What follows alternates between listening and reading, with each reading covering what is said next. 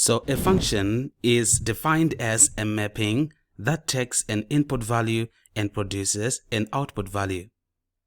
So you can consider two sets where set A is being mapped onto set B, and this is through some certain function. Now, the first set, that is set A, is a set of input values, and we call that the domain. Set B is a set of output values, and we call it the range. So let's have, for example, the function f of x is equal to 2x with a domain of values 1, 2, 3.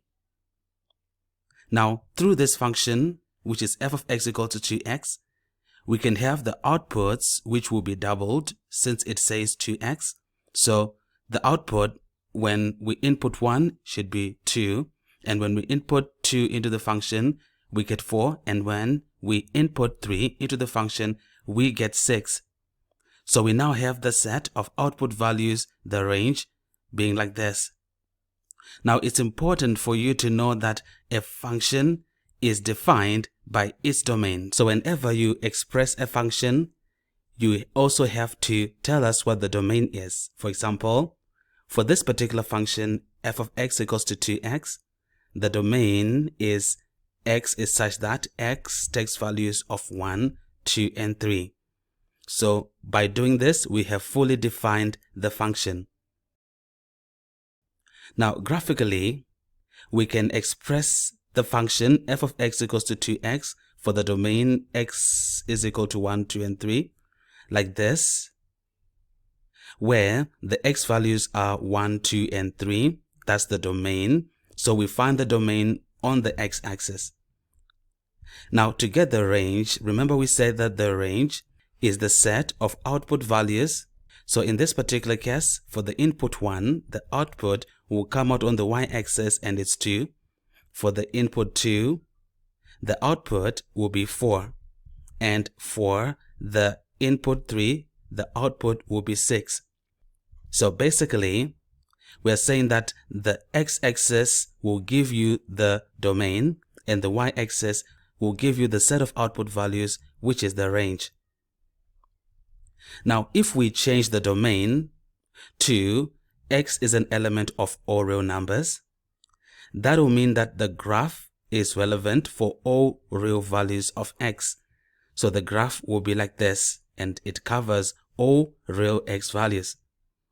That should also mean that the range will be the same. It will be y is an element of all real numbers. Now let's talk about one-to-one functions. Now a one-to-one function is a function that maps every element of the domain to exactly one distinct element of its range.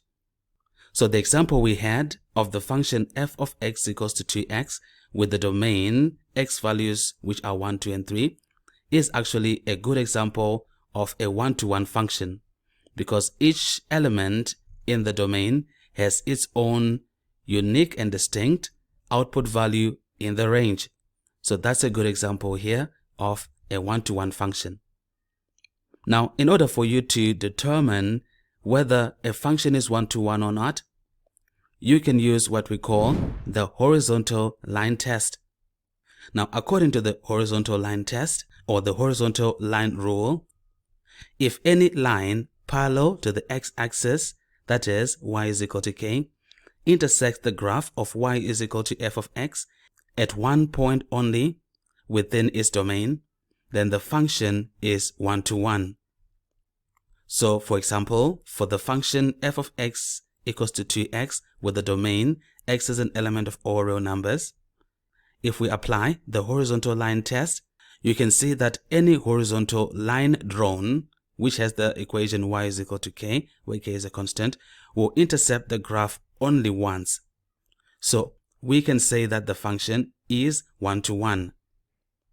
Another example can be the function f of x is equal to x squared for x is an element of all real numbers. This function is represented by this graph here.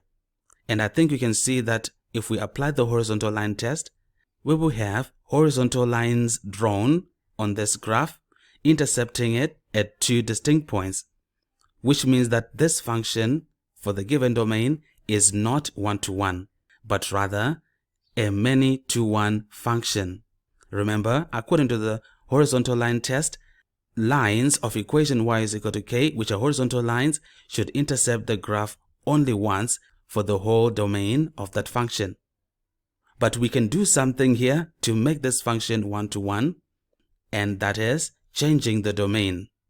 So for the same function, if we change the domain to x is greater than or equal to 0, I think you can see now that by the horizontal line test, the line y is equal to k will intercept the graph only once, and we now have this function as a one-to-one function.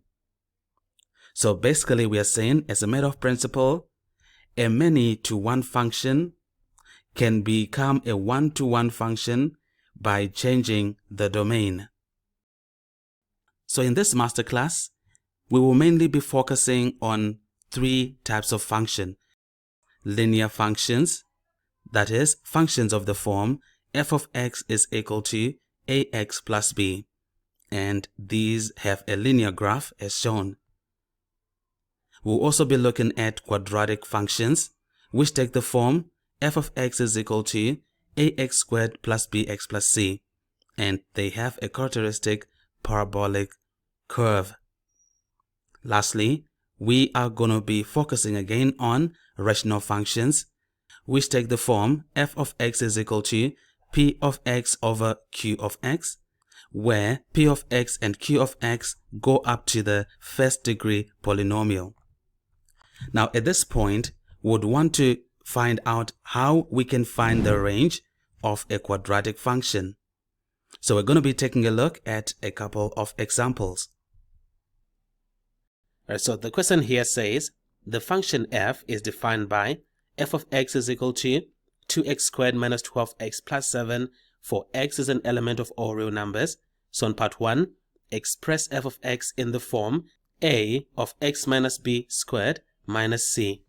Right, so let's start with that very first part, where we have f of x being equal to 2x squared minus 12x plus 7.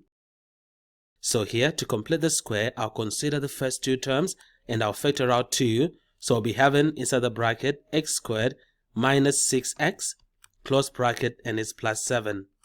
And now, to complete the square on what we have inside the bracket, we will get x and it's plus half of the coefficient of x, which is minus 3, close bracket squared, and it's minus 3 squared, which would be 9, close square bracket, and it's plus 7.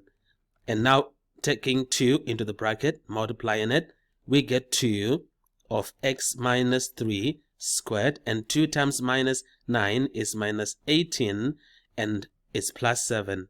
So eventually we will get 2 of x minus 3 squared, and minus 18 plus 7 is minus 11. So this here is the answer to part 1. Now on part 2, the question says, state the range of f. Alright, so to get the range of f, you have to consider that the function is defined for the domain x is an element of all real numbers, which means that the curve exists for all values of x. Alright, and for the values of y for which this graph exists, they start from the bottommost value, which is the minimum value here, with coordinates 3 and minus 11. So the range starts from the bottom, which is the minus 11 y value, going all the way up. Alright, so we can therefore say that the range here is f of x is greater than or equal to minus 11. It can also be written, okay, you can also write it as y is greater than or equal to minus 11, and it's still okay. Alright, so what we have here is the range. Let's go on to the next question. Now on this question it says the function f of x, which is equal to x squared minus 4x plus k, is defined for the domain x is greater than or equal to p, where k and p are constants.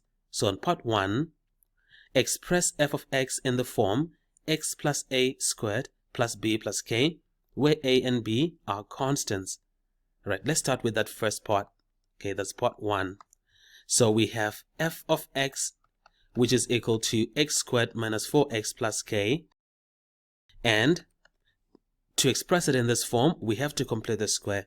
So I'll open up my bracket, then x, and plus half of the coefficient of x, which is minus 2, close bracket squared, minus 2 squared, which is minus 4, and it's plus k. And we have obtained what they want us to get right here. Let's go on to part 2, where they say, state the range of f in terms of k. Alright, now to get the range of f, we are considering that we have a shape which is a U-shaped parabola. It is defined for this domain, but we do not know what the value of p is. So we're just going to make use of the fact that here the minimum point is at minus of negative 2, that's 2, and the y-coordinate is minus 4 plus k, which is as good as k minus 4. So the range are the set of y values. So it's from the minimum point, which is k minus 4, that's the minimum y value, going all the way up. All right, and that's the range right here. Okay, it's from the line y is equal to k minus 4 going up. So therefore we can say that the range of f is f of x is greater than or equal to k minus 4. So that's the answer to part 2. All right, now on to part 3. On part 3, they say we should state the smallest value of p for which f is 1:1. All right, now you need to understand that a 1:1 function should pass the horizontal line test. And if you look at this curve here, it doesn't represent a 1:1 function because any horizontal line drawn on it will intercept the graph twice.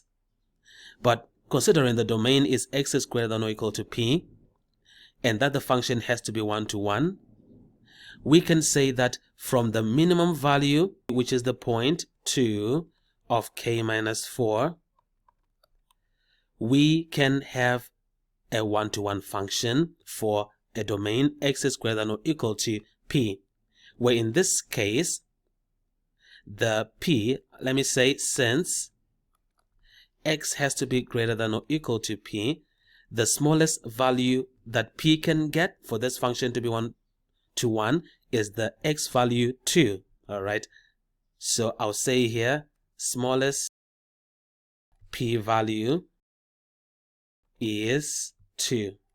So that's the answer right here. P has to be equal to 2 if we are going to have a 1:1 function with the domain x is greater than or equal to p. So that's how we answer this particular question. Let's move on to another one. All right, so here it says on number 3, the function f is defined by f of x equals to x squared plus 4x for x is greater than or equal to c, where c is a constant. It is given that f is a 1:1 function. State the range of f in terms of c and find the smallest possible value of c. All right, now to get the range, okay, we know that this is a 1:1 function and the domain is x is greater than or equal to c.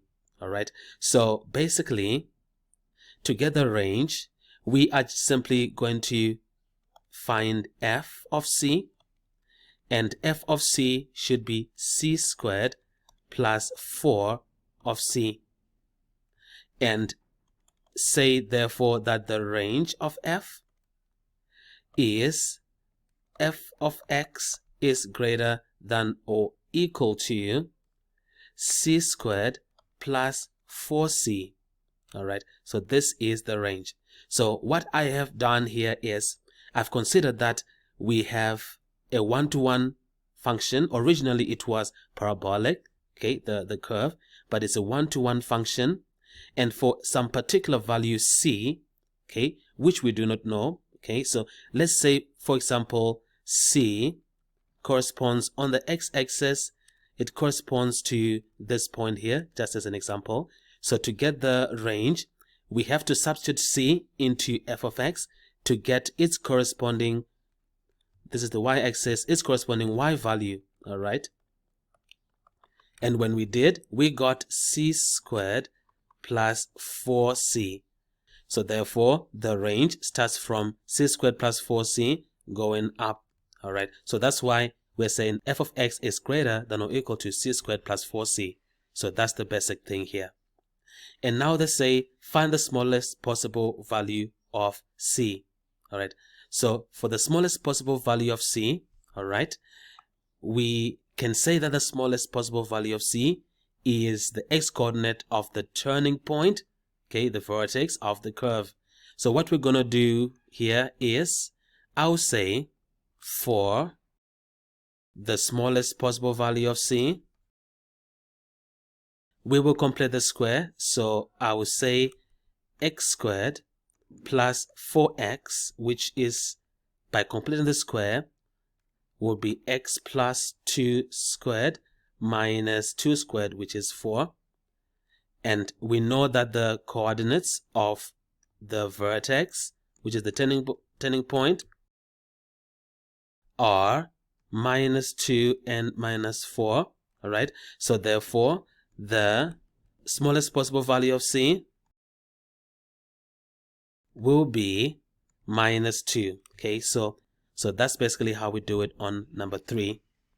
Let's go on to question number 4. It says, the function g is defined by g of x is equal to 2x squared minus 6x plus 5 for the domain 0 to 4. So on part 1, express g of x in the form a of x plus b squared plus c, where a, b, and c are constants, right? So let's start with that first part, which requires us to complete the square basically. So we have f of x being equal to 2x squared minus 6x plus 5. And to complete the square, I'll consider the first two terms, 2 of x squared minus 3x, and it's plus 5, which is on the outside. I will complete the square now for what's inside the bracket. So we get x minus, and that's 3 over 2, close bracket squared, and it's minus 3 over 2 squared, which is 9 over 4, like this, and it's plus 5, right? Multiplying by 2, we get 2 of x minus 3 over 2 squared minus 9 over 2, and it's plus 5, which eventually will give us 2 of x minus 3 over 2 squared, and minus 9 over 2 plus 5 is a half. So it's plus a half, and that's the answer here to part 1. Now for part 2, they say we should state the range of g, all right? So basically this was g, and I was using f of x somehow. So let's correct that. So g of x right here, all right? So for the range of g, we are going to consider the fact that we have a u-shaped parabola considering the equation of the curve. So for the u-shaped parabola, we can say it looks like this, all right? And the minimum value is at 3 over 2, so 3 over 2 and a half, all right? That's the minimum value here. The domain is from 0 to 4. 0 is less than 3 over 2, so probably starting from here, all right? And to 4 is greater than 3 over 2, so probably to somewhere here, which should correspond to a 4, all right? So our graph is only defined for this domain. So this is the graph that we have right here, okay? That's the graph of g of x. So for the range, we should start from the very bottom, okay? The minimum point, the minimum y value is a half, so from a half, going up all the way up to this value here, which corresponds to an x value of 4. All right, so let's find f of 4. F of 4 is, substituting 4 here, is 2 of 4 squared minus 6 of 4 plus 5, which is 32 minus 24 plus 5. This gives us 13. So the coordinates of this point are 4 and 13. So therefore, for the range of f, which is this region here, all right, the set of y values covered by our graph, we can say that the range of f is values of f ranging between a half and 13. So this here is the answer. And that's how we do it for this particular question here. Now at this point, we would want to look at how we can find the range of a rational function. Now, like I mentioned earlier, in this syllabus, we will be mainly focusing on first-degree rational functions, which have a standard form f of x is equal to a over x minus h plus k, where a, h, and k are constants. Now, when you have your rational function expressed in this form, you need to know that the graph will have asymptotes at x equals to h and y is equal to k. And when a is a positive constant, the graph will look like this. Now, I think you can see here that the rational graph has two curved line segments. But for the questions that you should expect to come in your final exams, you will be given your rational functions with a domain which is such that you will only be dealing with one line segment for the graph of your rational function. For example, you might be given the domains x is greater than h or x is less than h. So let's take the domain x is greater than h. Now for this domain, it means that the graph is only relevant for values of x that are greater than h, which means the other line segment does not exist for this domain. And therefore, the range here will come out as f of x is greater than k. So this is very important. So right now, let us look at how we can find the range of a rational function with this example here. So we are taking a look at this question here. It says, functions f and g are defined by f of x is equal to 3 over 2x plus 1 for x is greater than 0, and g of x is equal to 1 over x plus 2 for x is greater than 0. So they say here, find the range of f and the range of g. All right, so let's start with the first function. Okay, we want to look for the range of f. Right, so we are going to consider two methods. So let's start with the first method. Okay, I'll call that method 1. And method 1 is the graphical method. I think you saw that for quadratic functions, using the graph made it so easier. So in this particular case, we know that the graph will have a vertical asymptote, and we can get the vertical asymptote by setting the denominator to 0. So we say 2x plus 1 equal to 0, and we get x to be minus a half. All right, and here we know that the horizontal asymptote is the line y is equal to 0, which is the x-axis. So basically the graph of f of x should be like this, with the y-axis here and the x-axis, the origin, and the asymptote, vertical asymptote at minus a half. So minus a half here, and the graph is defined for x is greater than 0. So we know that the graph should be coming like this, and it is defined starting from 0 going all the way down, and the x-axis is an asymptote.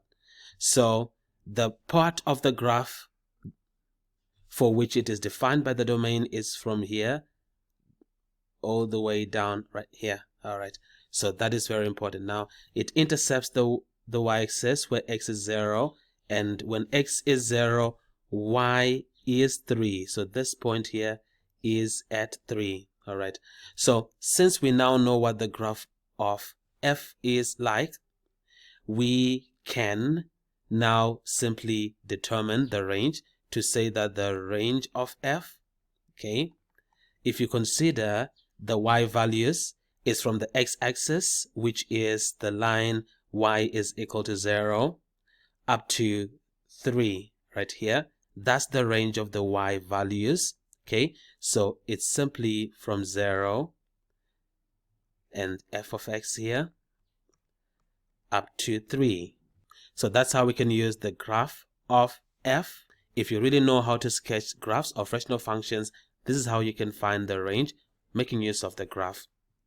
Now, I'm going to show you a second method, which would be a much better and easier way of finding the range of a rational function, right? So let's talk about method 2. So for method 2, what we're going to do is we are going to consider that the function has a domain. So we have the domain x is greater than 0, which can also be written as from 0 up to infinity. All right, that's the domain x greater than 0. It means everything above 0. So it's from 0 to infinity. All right, so you are going to find f of 0, and substituting 0 for x here, we get 3 over 1. So f of 0 is 3. And we're going to find f of infinity. All right, so we are saying here for the function f, if we put infinity for x, which means the denominator becomes so big, we know that whenever you have a fraction and the numerator is fixed and the denominator is increasing, then it will tend towards 0. So basically we'll be having the function tend towards 0. So these here become the limits for the range. So therefore from 0 to 3, and that's how we find the range. Okay, that's the range of f right here. So that's an alternative method of finding the range. And let's look at g. Okay, so let's look at the range of g. Now for the function g, we'll simply consider the domain, and the domain is x greater than 0, which means from 0 to infinity. All right, so here we will look for g of 0, and for g of 0, that's basically 1 over 0 plus 2. Now 1 over 0 is infinity. All right, anything over 0 is infinity, plus 2, and infinity plus 2 is just for infinity. All right, we also need to find g of infinity, which means we are substituting infinity for x, so it's 1 over infinity plus 2. All right, and for 1 over infinity, we said if you have a fixed numerator and the denominator is increasingly large, it means that that fraction will tend towards 0. So basically it's 0 plus 2, and that's 2. So it means that therefore the range of g ranges between 2 and infinity. So from 2 to infinity, this can be written as g of x is greater than 2, because it's from 2 to infinity. So this here is the range. Okay, so we have the answer here. The range of f, we got it to be this, and the range of g is this. And that's how we answer this question here. Let's now talk about how we can find the inverse of a function. Now, an inverse function is a function that reverses another function. So if you consider the example we used earlier, for f of x is equal to 2x, with the domain values of x which are 1, 2, and 3. We know that this set represents the domain and this set represents the range. So the elements of the first set are being mapped onto the elements of the second set. Now when we then talk of an inverse function, you need to know that the inverse function does the reverse. So as you can see here, the inverse function takes the output values and gives you back your input values. So in this particular case, what was once the range of the original function is now the domain of your inverse function. And what was once the domain of your original function is now the range of your inverse function. So these relationships are important. We are saying for the original function, if you have its domain and its range, and you also have the domain of the inverse function and its range, then the domain of the original function corresponds to the range of the inverse function. And the range of your original function corresponds to the domain of your inverse function. This is very important. So how do we find the inverse of a function? The steps are, number 1, you rewrite your function as y is equal to f of x. Then you interchange the variables x and y. So x becomes y and y becomes x. Number 3, you make y the subject, and when you're done that, then you have your inverse function, f inverse of x. Now, it's also important for you to know that it's only one-to-one functions that have an inverse. So let's look at a couple of examples which involve finding the inverse of a quadratic function.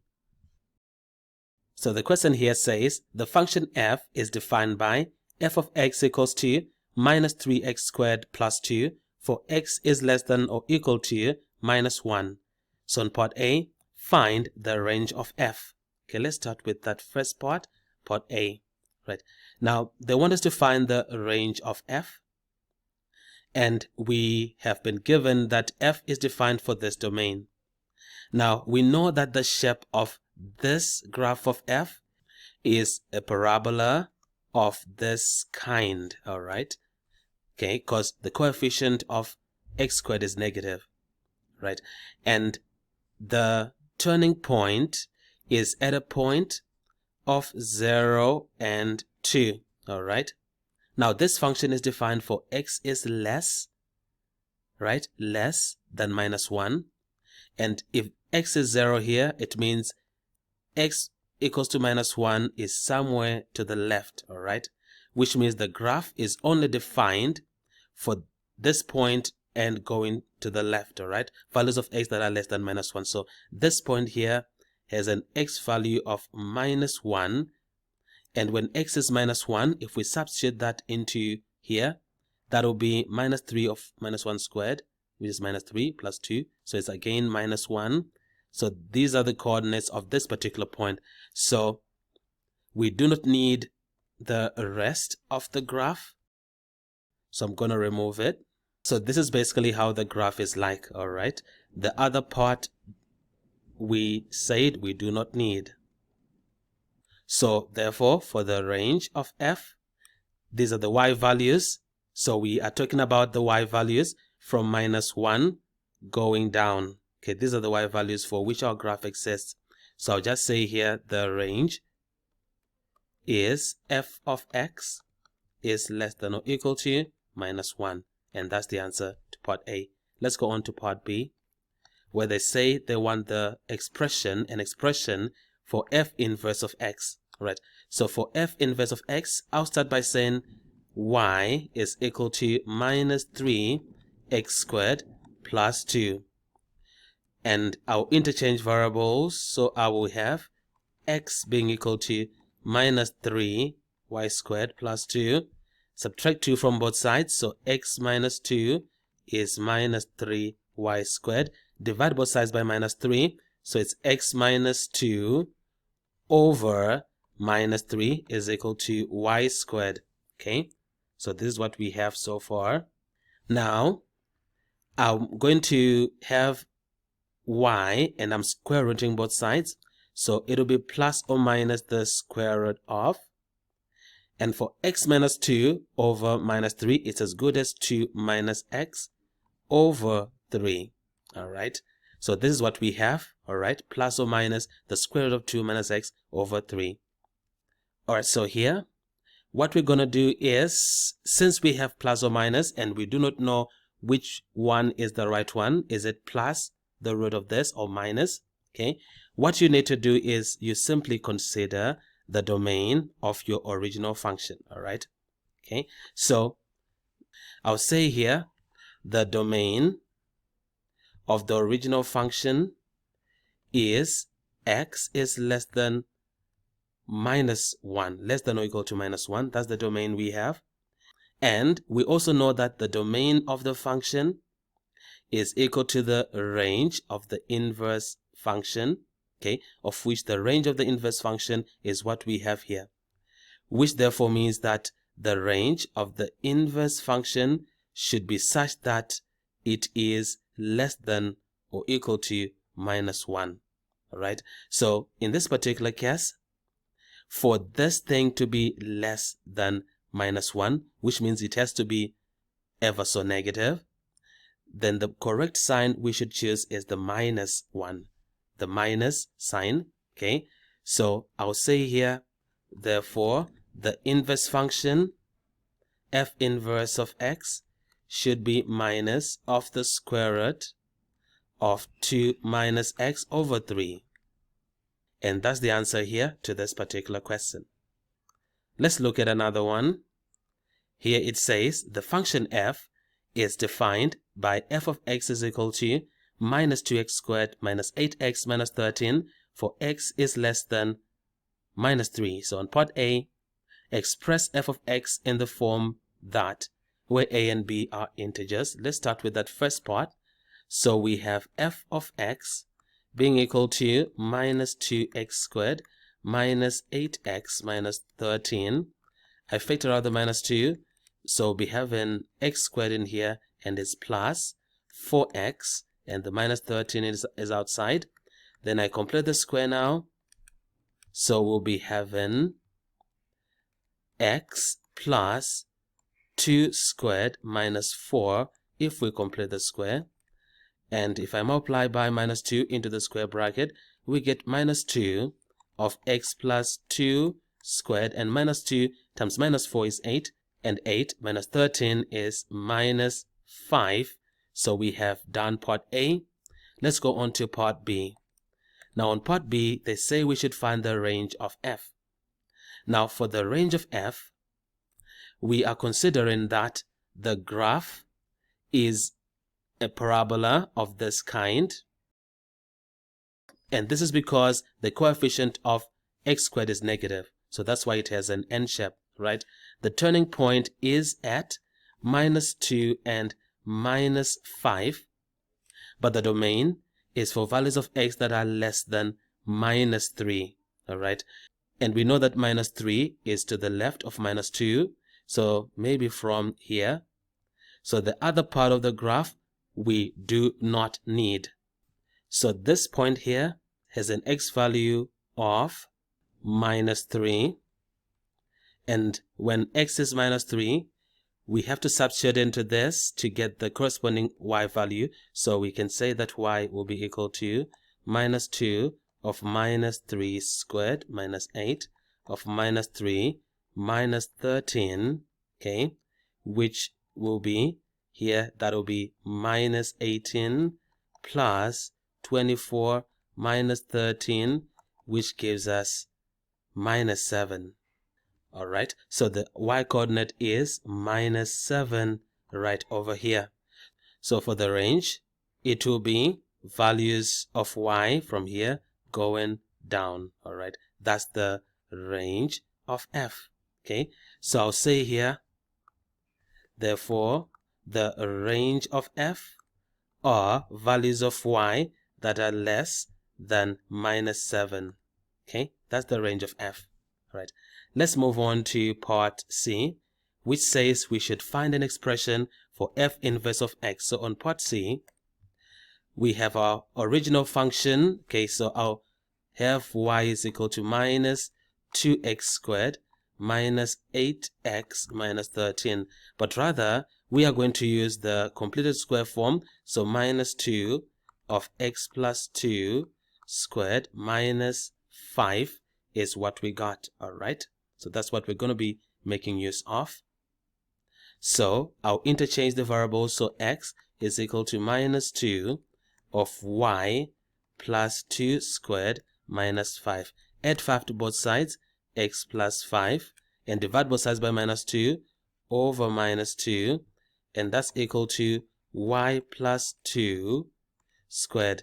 Square root both sides, so y plus 2 will be equal to plus or minus the square root of minus of x plus 5 over 2. All right, take the 2 to the right, so we'll be having y is equal to minus 2 plus or minus the square root of minus of x plus 5 over 2.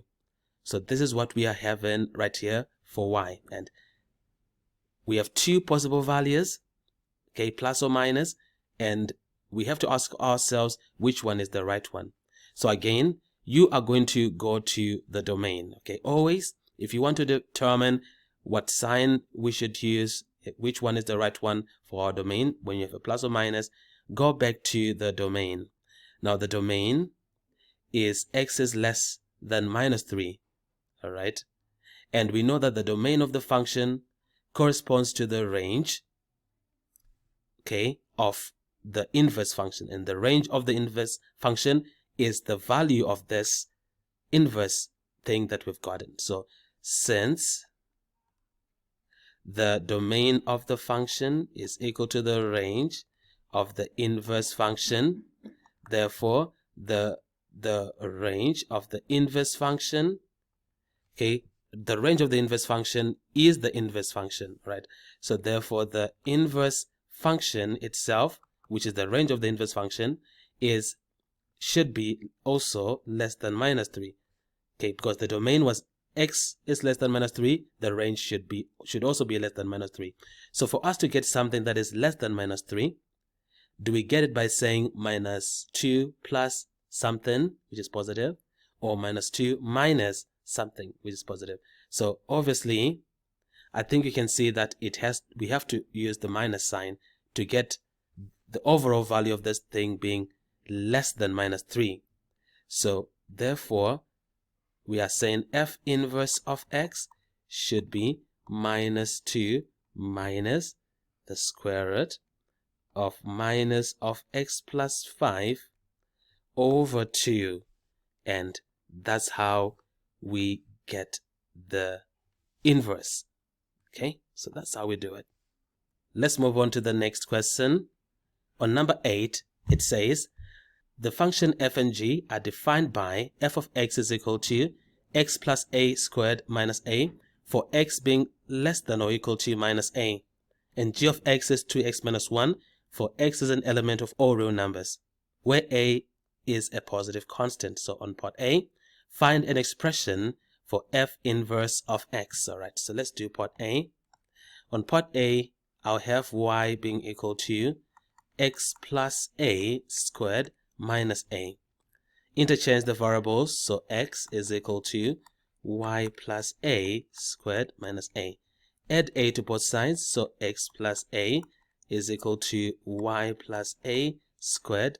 Square root both sides, which means y plus a will be equal to plus or minus the square root of x plus a. So y is a plus or minus a plus or minus the square root of x plus a. All right, so this is what we have. Which sign should we use? Plus or minus?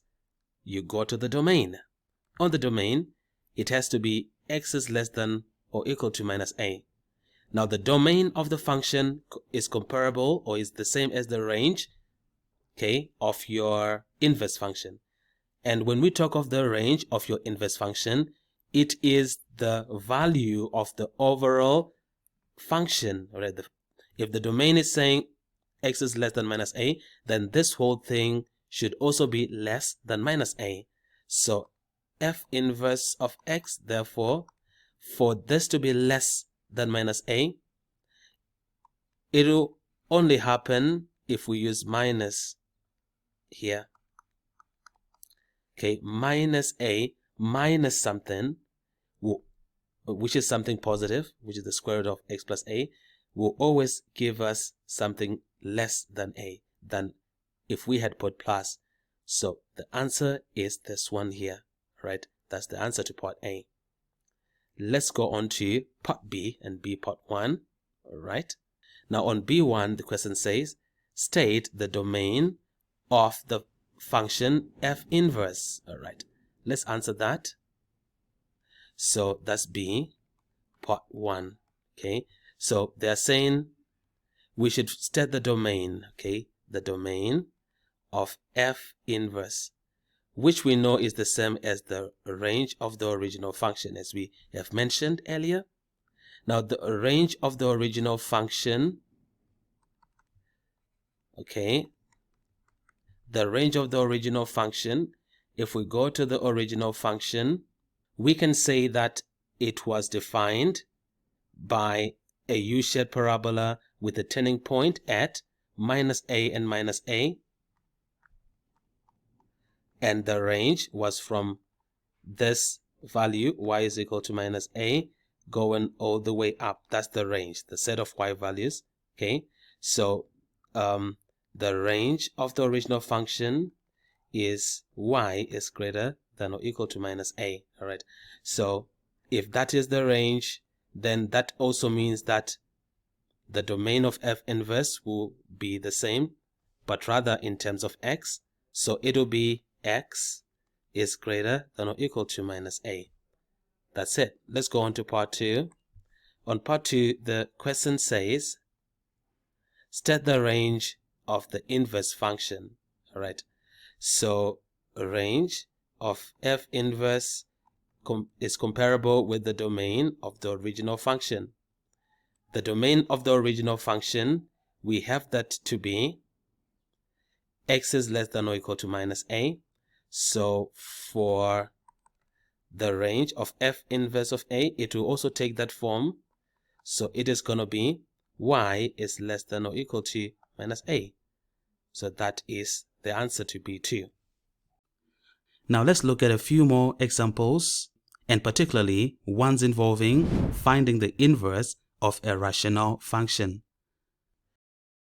So here the question says the function f is defined by f of x is equal to 1 plus 3 over x minus 2 for x being greater than 2. So on part A, state the range of f. Okay, so that's part A that we want to start with. Right, so the domain x is greater than 2 can also be written from 2 to infinity. F of 2 is 1 plus 3 over 2 minus 2 over 0, right? Which is 1 plus infinity, which basically is infinity. F of infinity is 1 plus 3 over infinity minus 2, which is just infinity, which is as good as 1 plus 0, because 3 over something which is very big will approach 0, okay? The limit is 0, so 1 plus 0 is 1. So therefore, the range of f will be from from 1 to infinity. And from 1 to infinity is as good as f of x is greater than 1. And that is the range right here. Let's move on to part B. Obtain an expression for f inverse of x and state the domain of f inverse. All right. So I'll say f of x is y is equal to 1 plus 3 over x minus 2. Okay. So let's find the inverse. I'll interchange the variables, so it will now be x is equal to 1 plus 3 over y minus 2. So x minus 1 is equal to 3 over y minus 2. Okay, then invert both sides. This is over 1. We'll be having 1 over x minus 1 being equal to y minus 2 over 3. Multiply both sides by 3. Cancel, cancel. So we'll be having on the right hand side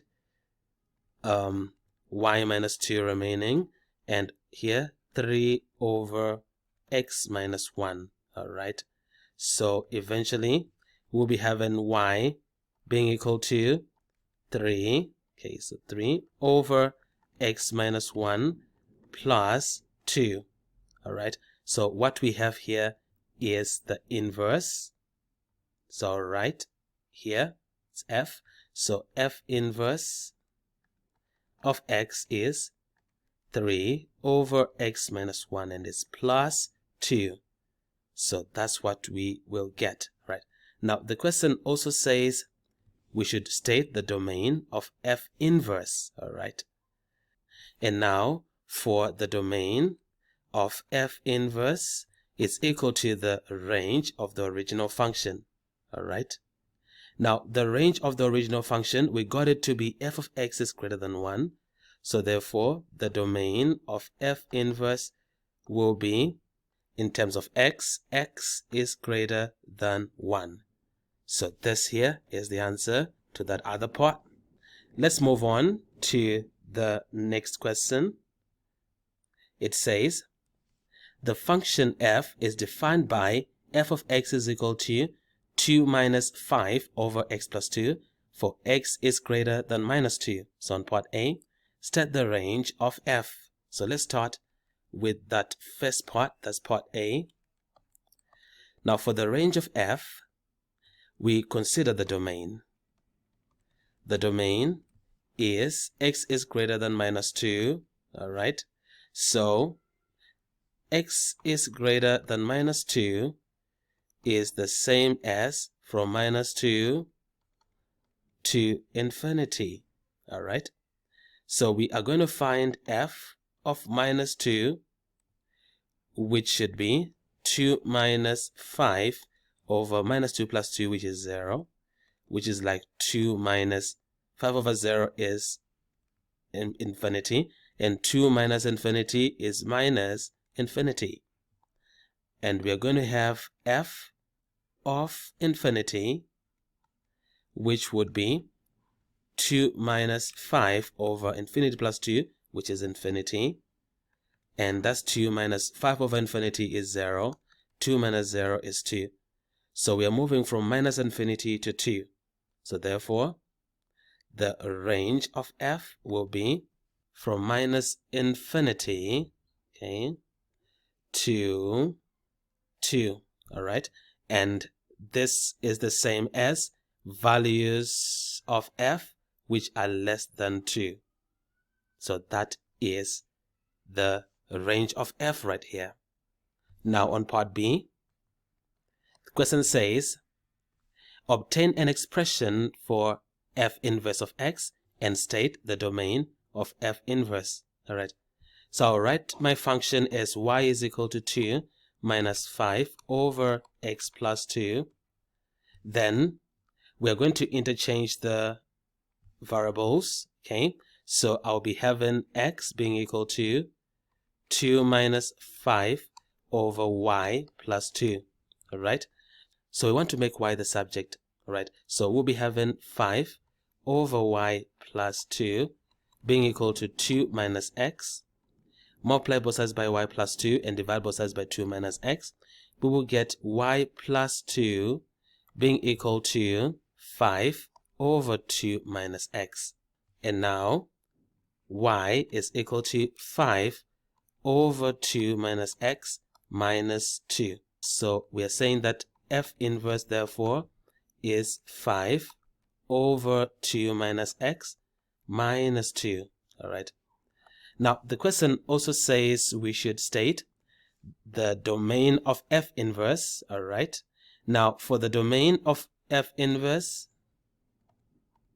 is the same as the range of the original function. And the range of the original function is f of x is less than 2. So therefore, the domain of f inverse will be x is less than 2. Okay, and that will be the answer right there. So now we want to talk about the relationship between the graph of a function and its inverse.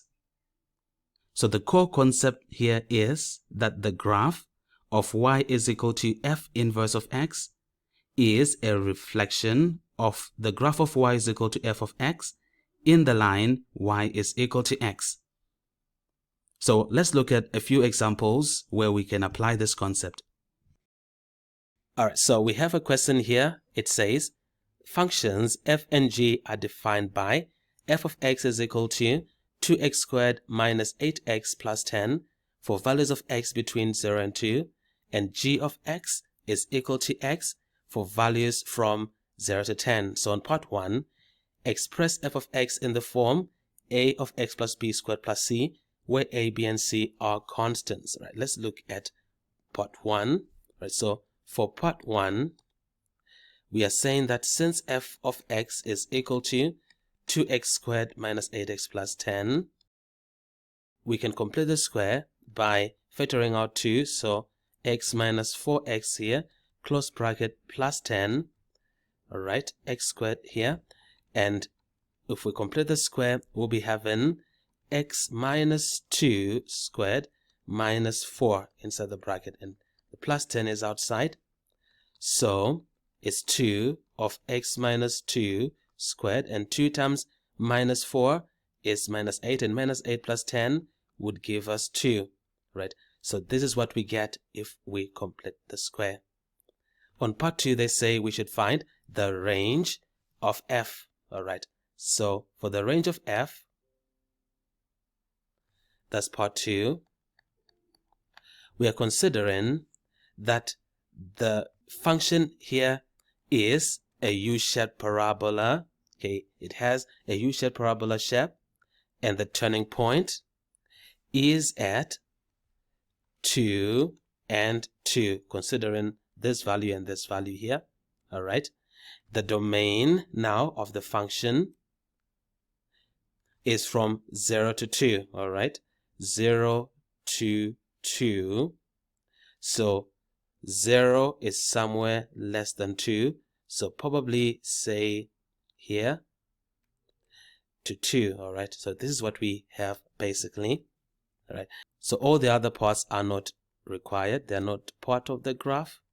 So for this point, the x coordinate here is 0, so 0 here, and when x is 0, y will be 10, so 0, 10, which means that the y values, all right, the y values right here will be these y values, and they will give us the range, right? We get the range for these y values, which is from y equals to 2 to y equals to 10. So that's basically, that's 10 here. That's the range of the function f right here. Okay, so we are saying, to answer part 2, the range of f is equal to values of f of x between 2 and 10. And that's how we answer part 2. On part 3, they say state the domain of f inverse. All right, state the domain of f inverse. So that's part 3. Now for the domain of f inverse, it is the same as the range of the original function. The range of the original function is this, so therefore the domain of f inverse should be from 2 to 10. So that is the answer right here to part 3. Lastly, we go on to the part of the question which says we should sketch the graph. All right, so that's part 4. Okay, so we want to make a sketch. We have a small space, but I think we can do it. So we have the axis here, and the y-axis and the x-axis, right? And here they say we should sketch the graph of y is equal to f of x, and the range of f is from 0 to 2. All right, so from 0 to 2, I think we had already shown how the graph is for the range 0 to 2. Since this is the origin, let's just say this is at 2, and here let's say this is at 10, and this here is at 2, which means the graph should pass through this point here. So the part of the graph should go like this. All right, more we can say like this. So this is how the graph is like. Now they also say we should sketch g of x, okay, and g of x is g of x equals to x. So basically the graph y is equal to x, and that's for the range 0 to 10, okay. So if it is for 0 to 10, okay, we can have 10 to be, say, here. So the graph of g should go like this. It passes through the point 2, 2, it does. So this here is the graph of f, this is the graph of g, and it's from 0 to 10. So 10 should be somewhere around here. All right. The last graph to draw is the graph of f inverse. All right. And we know that the graph of f inverse is a reflection of the graph of f in the line y is equal to x, which we have drawn here. So we are simply reflecting this line, which means it will go. So this here should be the graph of f inverse. So this is the sketch they want us to do right here. Let's move on to the next question. On number 12, it says the diagram shows the function f defined for 0 to 6 by the mapping half x squared for 0 to 2 and the mapping x to half x plus 1 for 2 to 6. So they say we should state the range of f, right? So this here is the graph, which is in two pieces. And for the range of f, these are the set of y values. Now the set of y values start from 0 up to this point here. Okay, so this should give us the range. All right, that's the range of f. So we need to know what this value is first. Okay, and this value should be at 6, right? So 6 here. So when x is 6, okay, that will be half of 6 plus 1, and half of 6 plus 1 is 4. So this should be at 4, okay, which means the range is from 0 up to 4. So basically for part 1, since they only want us to state it, we'll say it's from 0 to 4. Let's go on to part 2. On part 2, they say copy the diagram, and on your copy sketch the graph of f inverse of x. All right, so we're going to have the diagram here. So here is a copy of the graph.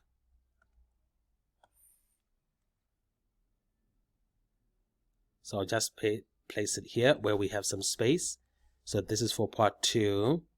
So let's just say part 2 here and remove this. And now they want us to draw the graph of f inverse. All right, now we know that this point here corresponds to 2. All right, so we have 2 here, and when x is 2, we know that y will be half of 2 squared is 2, so 2 here. So if we are going to have the mirror line, because remember the graph of a function and its inverse are reflected in the line y is equal to x, it will be coming like this. So this here is the mirror line, the line y is equal to x. So the graph of inverse will be like this. And we will also reflect the line in the line y is equal to x like this.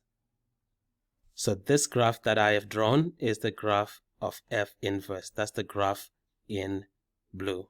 So that's how we do it for part 2. Now for part 3, Okay, let me just copy part 3 and put it down here. And we also need the first part of the question, and we put it here. So according to the part 3, it says obtain expressions to define f inverse of x, giving the set of values of x for which each expression is valid. Right, so basically here they want us to find the inverse, but the function of f is in 2 parts. So let's start with the first part. I'll say y is equal to half x squared. So x is equal to half y squared. Multiplying both sides by 2, 2x is equal to y squared. Square both sides, we get y is equal to plus or minus the square root of 2x. Alright, so in this particular case, for this piece, f inverse of x will be, is it positive or negative? The domain is from 0 to 2, which means it's positive, which means the range, okay, the inverse, the range of the inverse should also be positive. So we take root of 2x for f inverse. For the other piece, y is equal to half x plus 1. So x is equal to half y plus 1. Alright, and here, making y the subject, it's x minus 1 is equal to half y, and multiply both sides by 2, we will get y to be 2 of x minus 1, which is 2x minus 2. So therefore, f inverse of x is 2x minus 2. Alright, so this is what we have for the inverses of the 2 pieces of f. Alright, now let's talk about the domain of the inverse. Alright, we're going to use the fact that the domain of the inverse function is the same as the range of the original function. Alright, now the range of the original function for the first piece would be, okay, taking you back to the graph, we know that for the original function for the first piece, the range is from 0 to 2. Okay, that's the range of f, okay, from 0 to 2. So that's what's going to be the domain of the inverse function. So here we'll be saying the domain of f inverse will also be from 0 to 2. Here also the domain of f inverse will be the same as the range of the function. Now for the second piece, which is the straight line, we are saying here the range of this line, remember here we have a 6, and we said this corresponds to, remember when x is 6, it will be half of 6 raised to 3 plus 1, that's 4.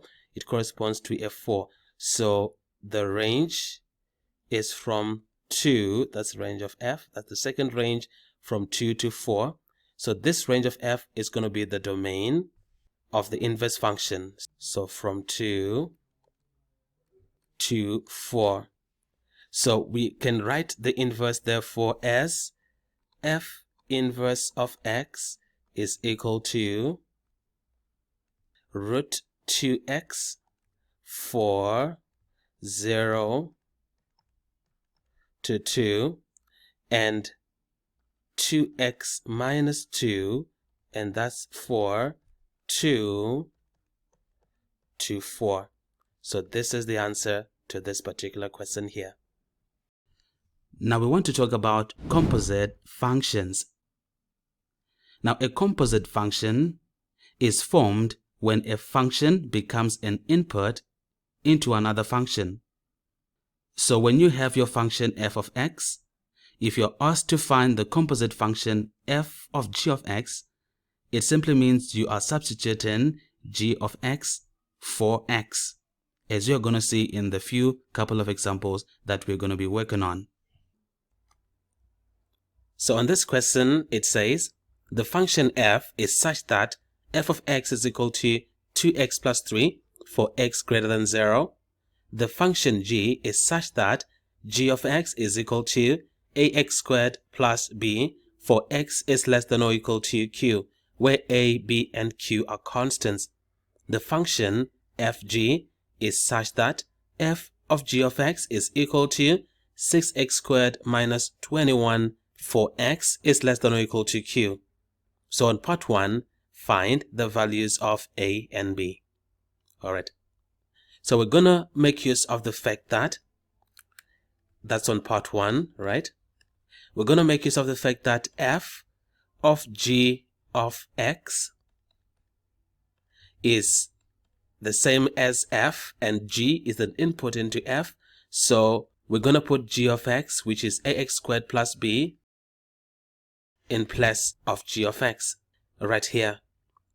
And we have been told that this is equal to f of g of x is as good as 6x squared minus 21. Now the function f does 2 of x plus 3. So here it's going to be 2 of ax squared plus b plus 3 is equal to 6x squared minus 21. So that's 2ax squared plus 2b plus 3 is equal to 6x squared minus 21. So we're going to take this to be an identity. Alright, so I have 3 lines here.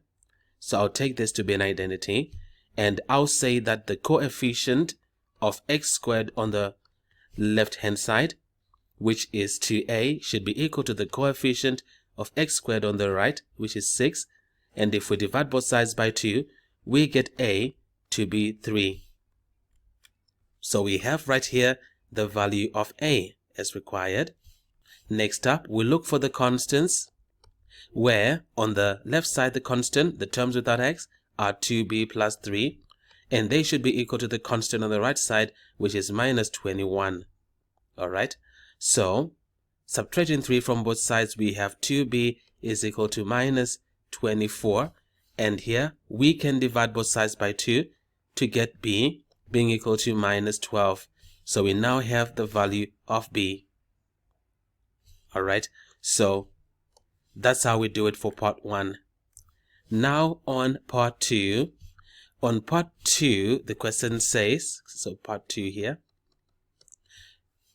Okay, so for part 2, they say, find the greatest possible value of q. Alright. Now, I want you to consider something here. We are talking about f of g of x.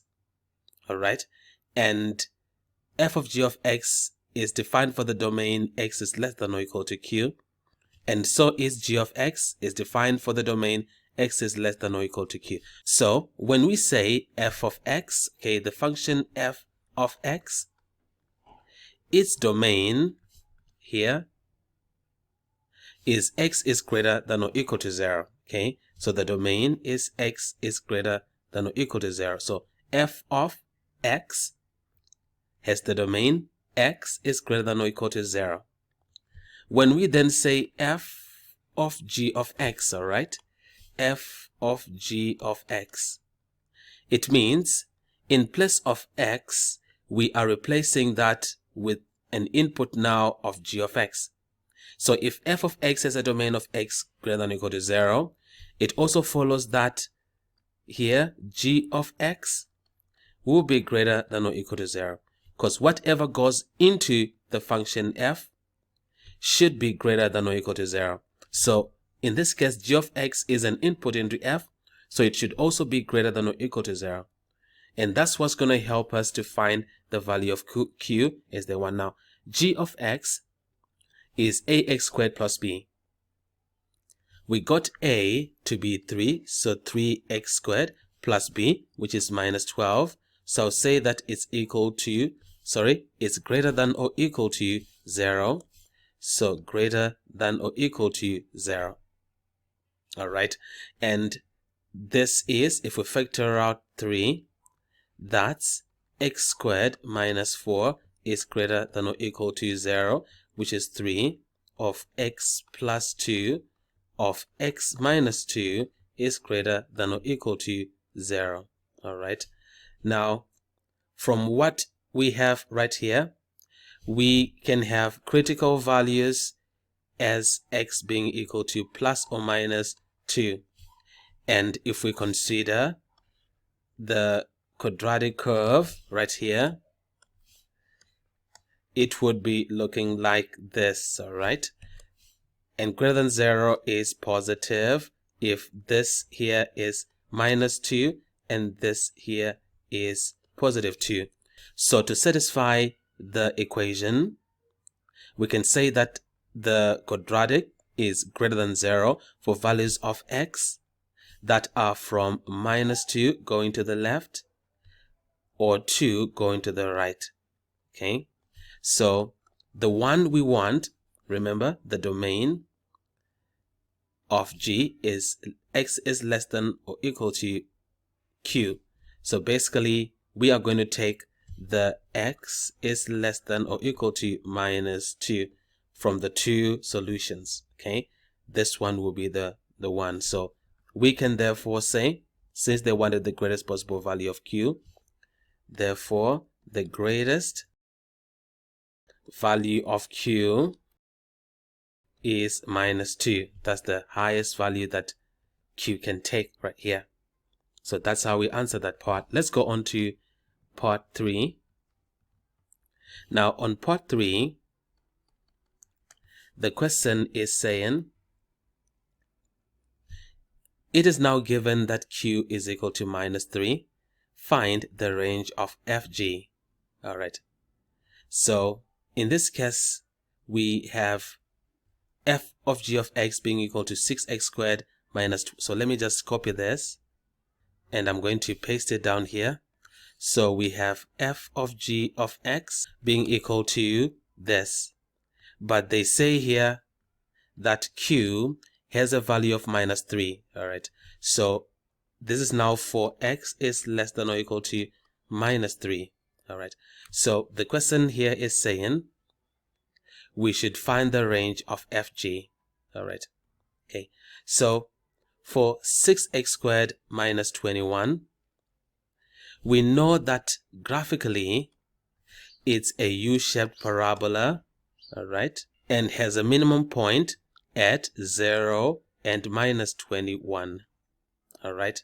But the domain is x is less than or equal to minus 3.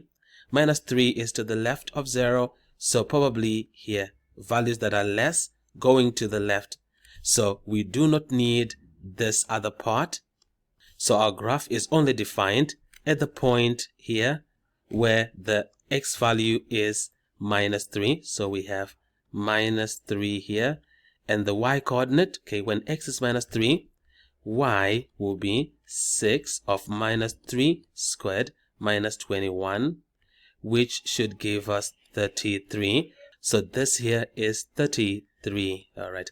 So the range will be from this y value going all the way up, which should be, since this line is y is equal to 33, the range of fg will be y is greater than or equal to 33. So this is the range of fg. All right. Let's go on to the last part where they say find an expression of the inverse of fg and state the domain of inverse of fg. All right. So for part 4, we're saying that y is equal to fg, which is 6x squared minus 21. I'll interchange the variables. So it's x is equal to 6y squared minus 21. So to make y the subject, okay, I'll be having x plus 21 over 6 and under the square root plus or minus of the square root of x plus 21 over 6. So this is what we get. All right. So for the inverse, for fg inverse, we are going to consider the domain of fg, which is less than or equal to minus 3. So for this to be less than or equal to minus 3, okay, it means this whole thing has to be negative, right? So we take the minus of the square root of x plus 21 over 6, and this will be the answer right here. Okay. Now, the question also says we should state the domain of FG inverse. All right. So, the domain of FG inverse is the same as the range of FG. Now, the range of FG is y greater than 33. So, therefore, the domain of FG inverse should be x is greater than or equal to 33. And this here is the answer right here. And that's how we do it for this particular question. Let's look at another one. So I have this next question which says the functions f and g are defined by f of x is equal to 4 over x minus 2 for x is greater than 0, and g of x is equal to 4 over 5x plus 2 for x is greater than or equal to 0. So in part 1, find and simplify an expression for f of g of x and state the range of f of g. So let's start with that first part. So they want us to find an expression for f of g of x, right? So f of g of x means g of x is an input into f, okay? So g of x is 4 over 5x plus 2. And when it is an input into f, it means f will be like 4 over the 4 over 5x plus 2, right? And this, it will be minus 2. Now this gives us, or it is the same as 4 of 5x plus 2 over 4, and it's minus 2. They cancel. So we have 5x plus 2 minus 2, which eventually gives us 5x. So what we have right here is f of g of x. All right. The question also says we should state the range of f of g of x. All right. Now, for the range of f of g of x, we're going to use the fact that for the composite function fg, let me just write that down. So we are saying for the range of fg, we use the domain of g. All right. So basically, we are saying that since they are asking for the range of fg, we will say for the domain of g, the domain is x is greater than or equal to 0. So therefore, for the range of fg, it will be such that y is greater than or equal to 0. Okay, this will be the range of fg. So you always need to know that. Okay, if you have a composite function f of g, then the range of that composite function is the domain of the input function. Let's go on to part 2 of this question. On part 2, the question here says find an expression of g inverse of x and state the domain of g. All right. So we have the function g of x here, and I'm going to paste it down here. And they want us to find an expression for g inverse. All right. So I'll say here y is equal to 4 over 5x plus 2. All right. And I interchange the variables, so x is equal to 4 over 5y plus 2. All right. Then I'm going to invert both sides. This is over 1. So x over 1 will become 1 over x. And here it will be 5y plus 2 over 4. I'll multiply both sides by 4. Okay. So I'll be having here. Okay, let's just use the space to the right. So let me just make y the subject. All right. So making y the subject, eventually we'll be getting, multiplying both sides by 4, we get 4 over x. Subtract 2 and divide everything by 5. So I'll multiply this by a fifth. So eventually we will have g inverse of x coming out as 4 over 5x minus 2/5. So that's g inverse of x. And all right, let's move on to the next question. On number 15, it says that the functions f and g are defined by f of x is equal to 8 over x minus 2 plus 2 for x is greater than 2, and g of x is equal to 8 over x minus 2 plus 2 for values of x between 2 and 4.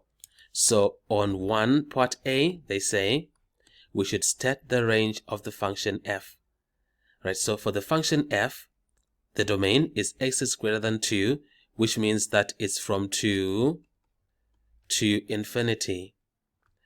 F of 2 is 8 over 0 plus 2. And 8 over 0 is infinity.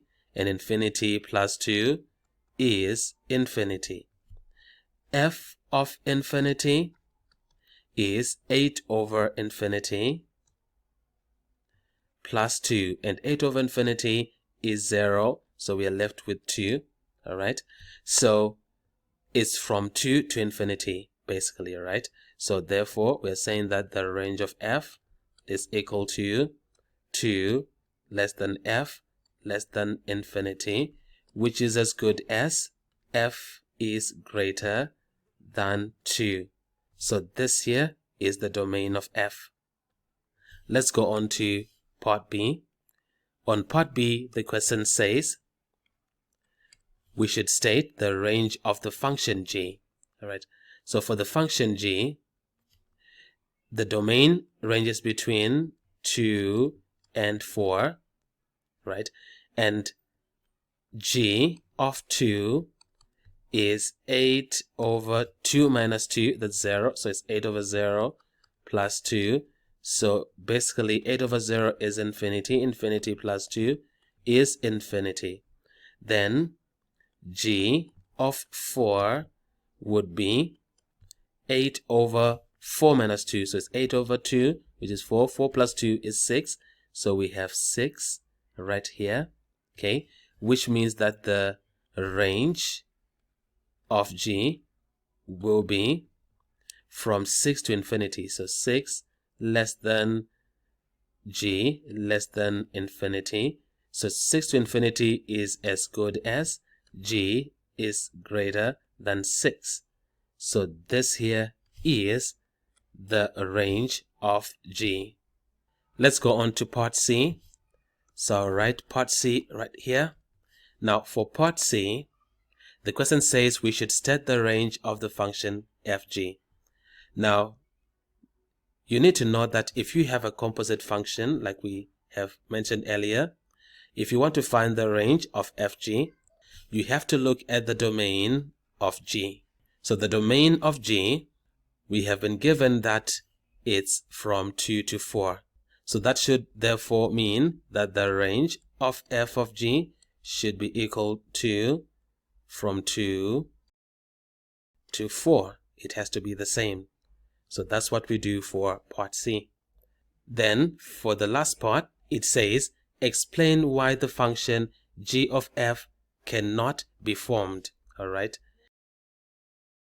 That's for part 2. We know that g of f can only be formed when the domain of g is greater than or equal to the range of f. All right. And in this particular case, if you look at the domain of g, you can see that the domain of g is from 2 to 4. All right. So the domain of g is from 2 to 4. If you look at the range of f, we got it to be greater than 2. All right. So basically, it is from 2 to infinity. That's the range of f. All right. So I think you can see that the range of f goes beyond the interval 2 to 4. It's actually from 2 to infinity, which therefore means that g of f cannot be formed. And the reason is that the range of f is partly outside of the domain of G, and that is the reason here. Alright, so let's look at this question here. It says the function f is defined by f of x equals to 48 over x minus 1 for the domain values of x between 3 and 7. The function g is defined by g of x is equal to 2x minus 4 for the domain of values of x between a and b, where a and b are constants. So they say here, find the greatest value of a and the least value of b, which will permit the formation of the composite function g of f. Alright, so we know that g of f can be formed when the domain of the function g is greater than or equal to the range of the input function, which is f. Alright, now the domain of g, according to what we have been given, is from a to b. Alright, so a to b. And for the range of f, here we have the domain of f. So for the range of f, we have to find the range of f. We're going to look for f of 3, which would be 48 over 3 minus 1, which is 48 over 2, and that's 24. And f of 7, which is 48 over 7 minus 1, and that gives us 48 over 6, which is 8. So the range of f is from 8 to 24. Alright, so what this means here is that a and b must either be equal to or within the limits 8 to 24. Alright, so therefore for the greatest value of a, we will use 8, and for the least value of b, we will use 24. So this will be the answer to this question here.